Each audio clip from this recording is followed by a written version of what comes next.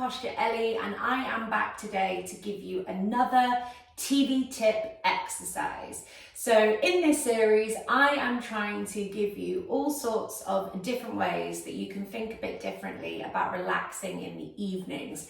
It doesn't always have to result in slumping on a sofa, rounding those shoulders, tightening up those hips, and compressing your lungs. You can absolutely watch TV in the evenings, but do something constructive and positive for your posture at the same time. So what we're going to do today is a hip abduction exercise, which means we're going to wake up our glutes a bit. You can use your yoga strap, which is typically what I get people using in my routines. But actually recently, I've been playing around with these types of thicker fabric resistance bands. So I got these in a kind of Pilates set, and I'm really enjoying playing around with these over the yoga strap just because there's a little bit more give in them, and that little bit more give actually means that your muscles are going to possibly work a little bit harder than they do with the yoga strap. So you can absolutely use a yoga strap, but if you have one of these fabric bands, I would recommend using it, and that's what I brought to the studio today from my home. So I've got my cushions in place because I'm imagining that I'm laying on the floor watching TV. My head is on the cushions. What this is doing is allowing me to watch TV better. So like I said in my previous video, I'm imagining that you have a wall-mounted TV here, and obviously having the cushions helps with that. But it's more than just about watching the TV. It's about encouraging length through the back of your upper back, neck, and kind of mid back as well. So if we didn't have the cushions, for lots of people, because they're very kind of stiff in their shoulders and maybe through their spine, they'll notice that their shoulders are really rounded up off the floor, and that maybe their like chin tilts upwards like this. So there's a whole chunk of their upper back and neck that is not grounded and relaxed, and this isn't going to help your spine change position or become relaxed. It's actually going to make your spine probably become more tense and kind of wound up. So by having the cushions underneath our head, what we're doing is we're allowing that relaxation, that grounding through the upper back and the neck. And the idea would be, by the way, eventually, that you would be able to lose these cushions. So at some point in the future, when your body is much more functional and your spine is nice and long and your hips are nice and open, you would be able to get rid of those cushions. The shoulder blades would be behind you and touching the floor, and your entire kind of neck, upper back, mid back, and lower back and pelvis would all be in contact with the floor, because your body is just able to relax and melt in that way. So I like to have the cushions because for me, it helps me feel like the back of my shoulders are more grounded on the floor, and it helps with other things releasing. So that's just something to bear in mind. I'm sliding my resistance band over my knees, and I'm putting my toes, my ankles, my knees and my hips in alignment with one another. And I'm really watching here that my toes are not out wide to the side, okay? So you're probably gonna feel like your feet are a little bit pigeon-toed when they're in the right place. And you're keeping the big toe joints on the floor throughout this exercise. So just to give a little bit of thought here to our pelvis, I kind of suggest that you play around with this a little bit. So I don't know what's going on with your pelvis. You're just watching this on YouTube. I don't know who you are necessarily or what's going on with your body.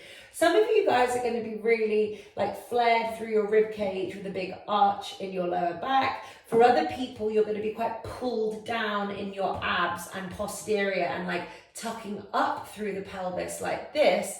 And for probably a very small minority of people, you're going to be relaxed and neutral through your pelvis, but also grounded through the mid to lower back. So luckily for me, but I've been putting in quite a lot of work recently, I have gone from being a flared up kind of person to a just like naturally relaxed, sort of neutral person. And it's through doing some of the exercises that I'm going to be sharing with you at the moment. So consider your pelvic position, but don't overthink your pelvic position. If you're somebody who has and can feel an arch in their lower back and that the front of their belly feels quite long but the back feels compressed, it might be worth your while to kind of roll your pelvis back down towards the floor so that you feel that grounding through the back of your rib cage. It will hopefully feel quite nice for you to do that. It certainly did for me when I was training myself out of the pattern that I was stuck in. For other people, you're going to be really gripping your belly and pulling that rib cage down, and it's almost like your tailbone is slightly lifted off the floor and tucked under. And if that's you, you probably want to consider actually going a bit more the other way, so practicing having a bit of an arch in your lower back. So just play around with what your pelvis is doing here, but the crux of the movement whilst you're watching TV is just to maintain a gentle squeeze out against that resistance band, keeping your big toe joints on the floor. So I will be watching TV in the evenings at night time, and I'm just like this. I sometimes might have my hands behind my head like this. Sometimes I might have my hands on my belly. Sometimes they're like this. Sometimes they're in a bit of a cactus position. I play around with my arm position and just see what my body's kind of feeling into that evening. But what I'm looking for is over a period of time, so I might do this for like half an hour, 45 minutes, or an hour if I'm watching a whole TV show.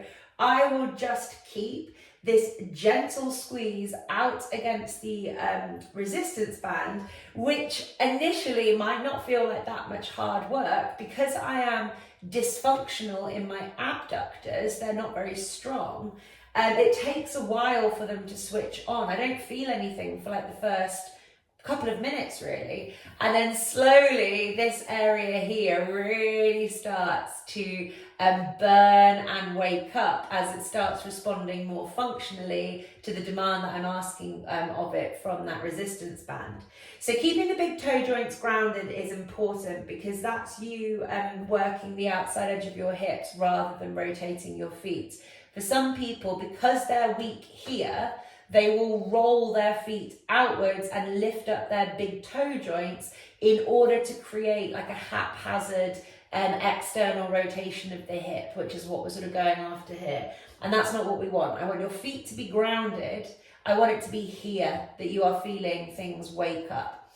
And as time goes on, not only will you hopefully feel these guys really start to burn, for some of you, if you're really tight in your hip flexors here at the front, you might start noticing that they stretch, maybe they wobble as they release. You might start noticing that if your lower back felt very arched, that the lower back starts dropping. So that's a nice side effect of waking up these muscles here.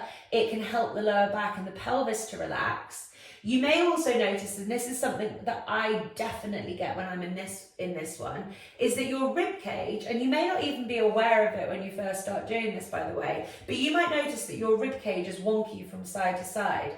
And then as your abductors and your kind of glutes, your hamstrings, this kind of outside area here wake up, you might start noticing that your rib cage starts freeing itself up and balancing itself off. And you may then also start noticing when that happens that your shoulders start moving back and down behind you and the front of the chest really opens up without you doing anything for your shoulder position or your chest directly. You know, we're not doing a shoulder stretch here. But if our pelvis is wonky and our sides of our hips aren't supporting our pelvis properly, so it becomes twisted, it can create twisting through the spine, twisting through the rib cage. And when we've got a twisted pelvis, twisted spine, twisted rib cage, it means our shoulders can't sit properly, our arms can't sit properly, our neck can't sit properly, and our head can't sit properly. So don't underestimate the impact that changing your pelvis can have on your entire upper body. So just to, before we finish, bring it back to the pelvic position, I want you to be mindful of what your go-to is for your pelvis. So for some of you, like as you get more tired or as you get a bit more distracted watching your TV show, you may go back to your habit that you already have, which is the posterior tuck, where you're almost like pushing into your feet and sort of lifting the tailbone up off the floor, and that will put pressure into your abs and squish you down into the mid-back. rather than be pelvic focused. So if that's the case, I just want you to really focus about keeping your tailbone on the floor. And if anything, maybe even thinking about creating a slight arch in your lower back, which will feel weird for you. And then conversely, if you are somebody who throws that rib cage up and has a big arch in their lower back in this position, the more that these outside hip muscles get tired and the more kind of distracted you get, you might find that you're going more in that direction as compensation. So bring it back to thinking about things a little bit differently. What happens when you just soften that pelvis backwards and just allow that lower back to sink to the floor? You'll then start feeling it more here in that like glute hamstring side of hip area. So this is very simple, I like to think. This is definitely one that I do a lot of. It has helped me so much recently in terms of repositioning my shoulders and getting rid of my scoliosis. As ever, if something doesn't suit you, don't do the exercise. But if this is like pleasantly uncomfortable, you know what I mean? This is pleasantly uncomfortable. This is a really good way to spend your time watching TV. You're stretching out the front of your hips and you're building strength into your glutes. And therefore you should also be relaxing and balancing off the upper body as well.